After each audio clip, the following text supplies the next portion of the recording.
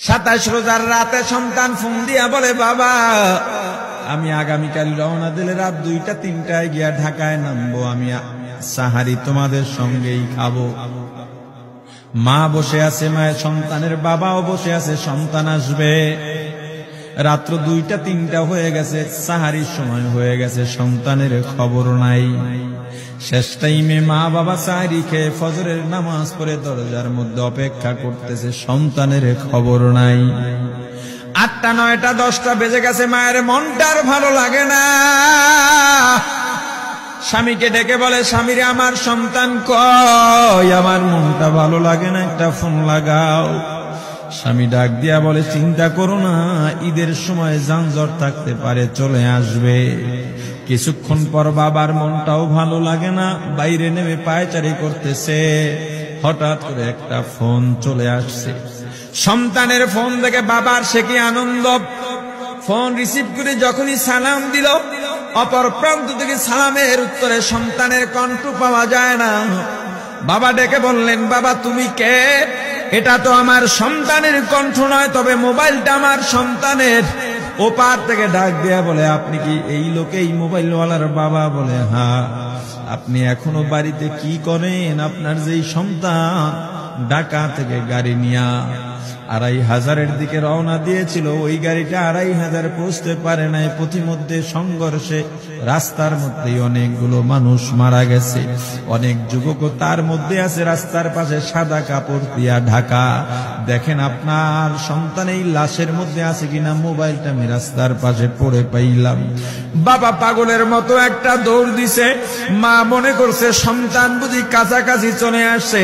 অন্যান্য সন্তানদের ডাক দেয়া বলে, তোরা কে, কোথায়, এদিকে আয়, তোদের ভাই বুঝি কাছাকাছি আসছে। আমার কলিজার টুকরা সন্তান, তোর বাবা যে আগায় আনতে গেছে, তাড়াতাড়ি নতুন চাদর বিছা, বালিশের কভার গুলো খুলে নতুন কভার লাগা। পানি গরম বসা, আমার সন্তান এসে গোসল করবে।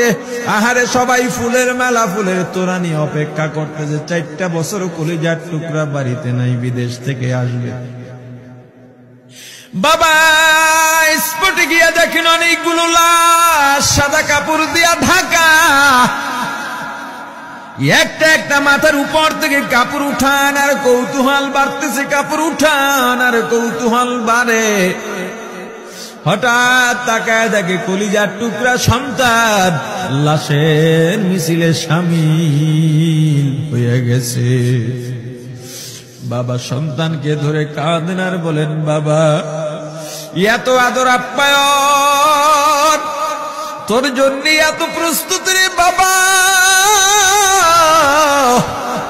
তোর মা তোর পথে বসে আছে রে বাবা, কি জবাব দিব বল?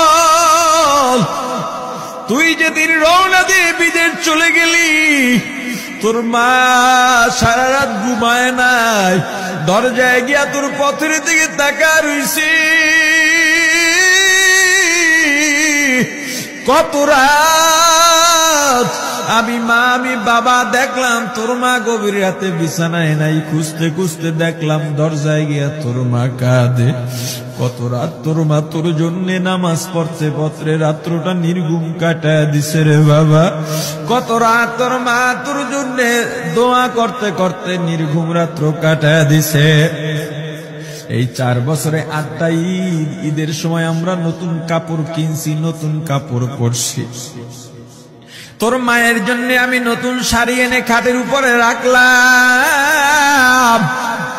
ঈদের নামাজ পড়ে এসে দেখি কাপড়টা খাটের উপরেই আছে। তোর মা প্রথম ঘরেও নাই, মাঝের ঘরেও নাই, পেছনের ঘরেও নাই।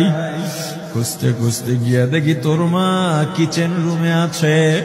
ওই নাস্তা নাড়াইতেছে, দুধ নাড়তেছে, দুধ উতলাইয়া পুইরা যাইতেছে, খবর নাই। আমি তাকায় দেখলাম তোর মায়ের 2 চক্ষু দিয়া টপ টপ করে পানি পড়তেছে। ডাক দিয়া বললাম, ওরে বিবি, ঈদের দিনে তুমি কেন কাঁদো?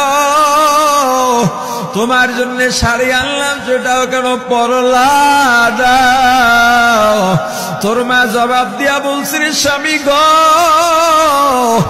আপনারা যখন নামাজের জন্য রওনা দিয়া গেলেন, আমার অমুক সন্তান আপনার সঙ্গে যায় নামাজ দিয়া নতুন পোশাক পরে নামাজে রওনা দিয়েছে, কত সুন্দর লাগছে দেখতে। হঠাৎ করে তাকায় দেখলাম আমার কলিজের একটা মানিক আপনাদের সাথে নাই। আমার মনটা আর ভালো লাগে না। আমি ফোন দিলাম আমার মানিকের কাছে। ফোন রিসিভ করে বলে, মা নাস্তা বানাইছি, খাইছি, এখনো ছুটিতে আছি, আনন্দ করতেছি, ঘোরাফেরা করতেছি, কিন্তু আমি মায়ের মন। আমি বললাম, বাবা তুই আমাকে পেটে ধরিস নাই, আমি তোকে পেটে ধরছি। আমাকে খুশি রাখার জন্য কত কথাই না বললি।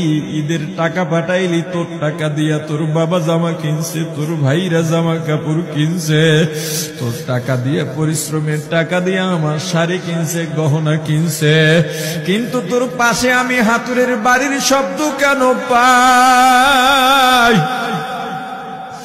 আমার সন্তান বলতে চায় না, পরে বলে, মাগো কাজ করতে আসছি, টাকা নিয়ে কাজ করি, ঈদের দিনেও আমাদের ছুটি দেয় না। ওরে স্বামী বলেন, ঈদের দিনেও যেই সন্তান কাজ করে, এই শ্রমের টাকার শাড়ি আমি মা কেমনে পরব রে? ওরে বাবা, আজকে তুই আসবি, খবর শুনে তোর মা এক সপ্তাহ আগের থেকে ঘুমায় না, তোর জন্য কত রঙের পিঠা বানাইছি, তোর জন্য কত আয়োজন, আমি তোর মাকে কি বলবো বাবা বল।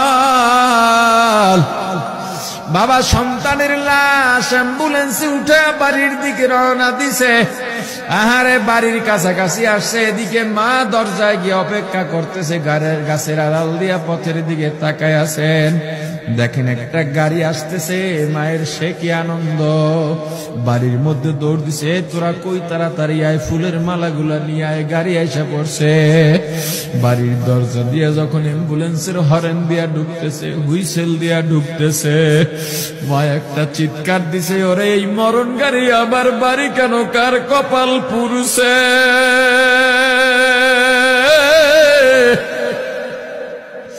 অ্যাম্বুলেন্সের দরজা খুলে তাকায় দেখে কলিজার টুকরা সন্তান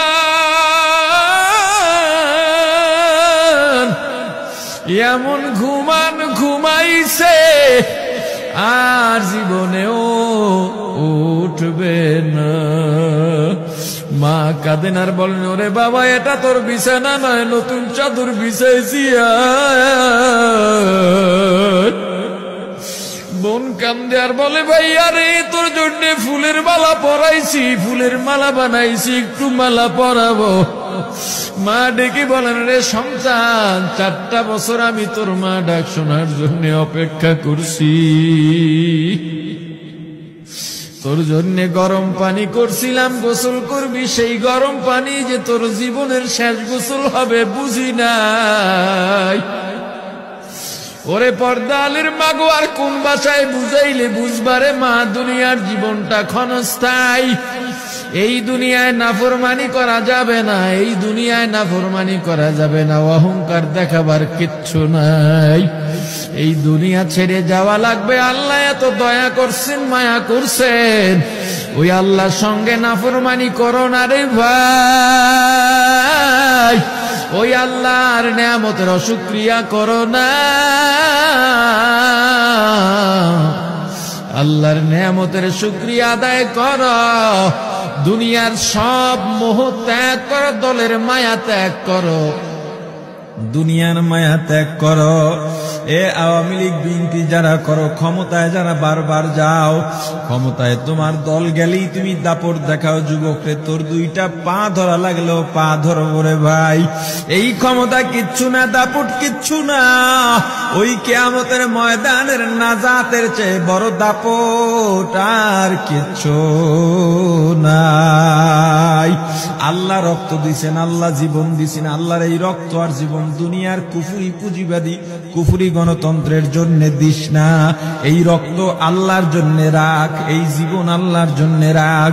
আমার রাসূলের সুন্নাত দিয়া নিজেকে মোড়াইয়া নে, নিজের জীবনটা গড়াইয়া নে, ওই পরকাল হবে তোমার আমার জন্য মহা শান্তির জায়গা।